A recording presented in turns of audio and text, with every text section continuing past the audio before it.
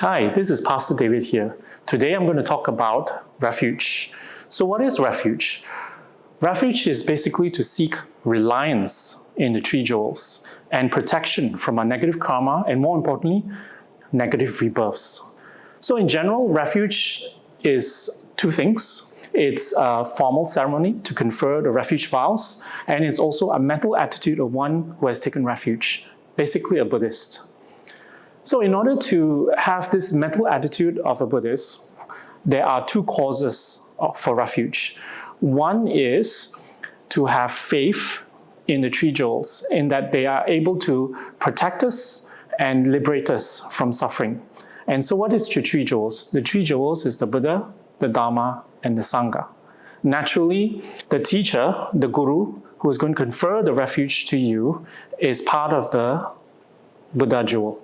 And another is to have fear of our negative karma, of our negative actions that will ultimately lead to a negative rebirth. In summary, His Eminence Stem Rinpoche said, "I will not take refuge in any being who leads me down the wrong path. I will only take refuge in a fully enlightened being, a Buddha. In order to bring the highest welfare and benefit to others, I take refuge in the Dharma. I will practice it, enact it, and incorporate it in my life. I'll also take refuge in the Holy Sangha who lead me in the right way, and I'll focus on other people's good qualities. I will take refuge in this." Another question you may be thinking in your minds is that why we take refuge? We take refuge because we want to be true Buddhists. We take refuge because we want to accumulate tremendous amounts of merits, positive potentials to become enlightened and to transform our mind. We also take refuge because it's the foundation for higher vows and practices. And ultimately, we want to protect ourselves. By taking refuge, we protect ourselves from a negative karma and ultimately a negative rebirth. Who can take refuge?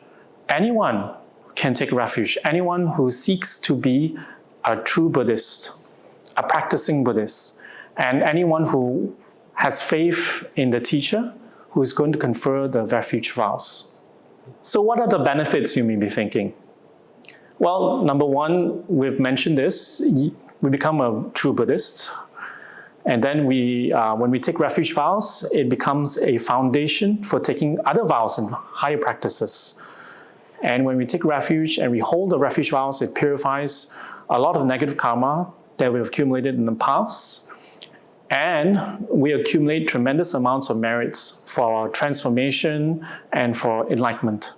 Also, taking and holding refuge vows prevent us from falling into the lower realms in our next rebirth. We are protected from harm inflicted by humans and non-humans, other people, and also from non-humans as in animal and spirits and other beings, unseen beings. So when we hold our vows, we fulfill all of our temporary and ultimate wishes because we purify a tremendous amount of karma and accumulate a tremendous amount of merits that will help in the fulfillment of our wishes. You may be seriously considering taking the refuge vows. So what are the refuge vows? The refuge vows are 10 of them altogether, and they entail refraining from the 10 non-virtuous actions. And these 10 non-virtuous actions pertain to 3 categories of the body, the speech, and the mind. The body is physical actions, speech is actions pertaining to the speech, and mind are thoughts that we may have. So the 3 of the body entails killing, stealing, sexual misconduct. The 4 of the speech includes divisive speech that divides people, harsh words, idle chatter, lying. And the 3 of the mind entails envy, hatred or malice, and finally, wrong views. So altogether, these are known as the 10 non-virtuous actions, and the vows entail refraining from each of these. On top of that, there are 12 refuge commitments. So these are commitments that we take as a Buddhist in order to uphold the mental attitude of a Buddhist, of a person who has taken refuge. So what are they? Number one is not to go for refuge to teachers who contradict Buddha's view, or to samsaric gods, nagas, spirits, and so forth. To regard any image of the Buddha as the actual Buddha, not to harm others. To regard all Dharma scriptures as the Dharma jewel, to have respect for them. Not to allow oneself to be influenced by people who reject the Buddha's teachings. To regard anyone who wears the robes of an ordained person as an actual Sangha jewel. To go for refuge in the three jewels again and again, remembering their good qualities and the differences between them. To offer the first portion of whatever we eat and drink to the three jewels, remembering the kindness. And to have compassion and to always encourage others to go for refuge. To go refuge at least 3 times during the day and 3 during the night, remembering the benefits of going for refuge. To perform every action with complete trust in the three jewels, and never to forsake the three jewels, even at the cost of our lives, or even as a joke. What is the prerequisites to take refuge under Kachara? Number 1 is to attend a briefing class that tells you the 50 stanzas of Guru devotion, Refuge Vows and Commitments, and the biography of our spiritual teacher.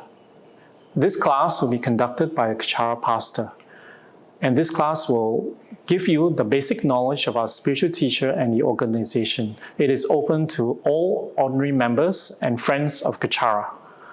Aside from the class, one must have been participating in any Kachara activities and events such as Dharma classes like the Lamrim, or any voluntary work in any Kachara departments for at least 6 months before one can submit one's name for refuge. Finally, for those who are going for refuge, should prepare offerings of body, speech, and mind to be offered to the Guru on the day of the refuge. You may be wondering, what is the refuge process? It goes like this. It begins with the recitation of the refuge vows, commitments, and benefits of going for refuge. The recitation of prayers done in front of the Guru's throne. And during the actual refuge taking ceremony, we place our palms together, kneeling on your right knee and reciting the refuge prayer. This is followed by a short mandala offering, and finally, auspicious dedication prayers. That's all for the refuge process. And the entire refuge ceremony would take around an hour. So some common FAQs, frequently asked questions. Whom I'm taking refuge with? You are taking refuge with Rinpoche, who represents the three jewels, the Buddha, the Dharma, and the Sangha. Rinpoche represents the teacher, which is part of the Buddha jewel. Another commonly asked question is, do I have to pray every day? Once you have taken refuge, you have a commitment to take refuge every single day. So preferably it's done with some prayers like Guru Yoga, Miktema, Diya's prayers, and mantras.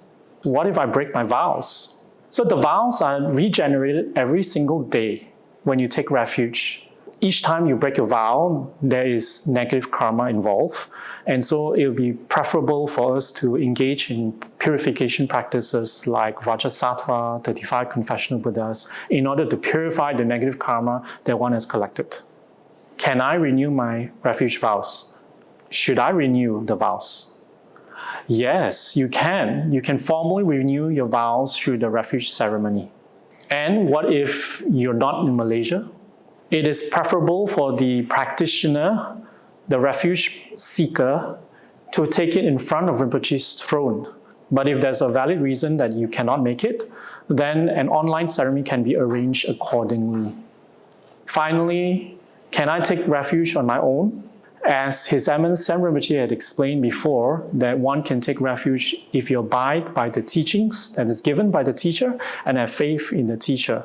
However, without going through At Refuge Ceremony, one would not be holding the Refuge Vows and Commitments.